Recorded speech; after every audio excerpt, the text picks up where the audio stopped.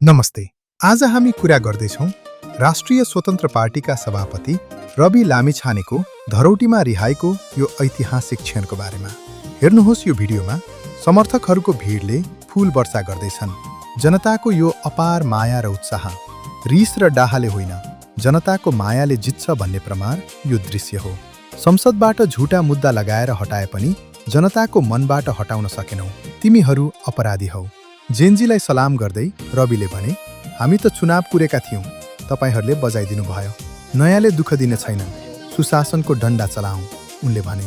Gen Z आन्दोलनमा ज्यान गुमाएकाहरूको न्यायका लागि लड्ने, मिल्न पर्नेहरू अन्तिममा मिल्ने भनेका छन्। न्यायको लडाईँ बाँकी नै छ, हामी उत्सव मनाइरहेका छैनौँ भनेका छन्। जेनजी आन्दोलनका शहीद परिवारको कुरा सुनेर रविले आँसु थाम्न सकेनन्। मलाई झुटा मुद्दा लगाउने सरकार अपदस्थ भएर हेलिकप्टरमा झुन्डिएर भाग्नु पर्यो। पुस्ताको भविष्यका लागि सबै पद त्याग्न तयार छु, रविले भनेका छन्।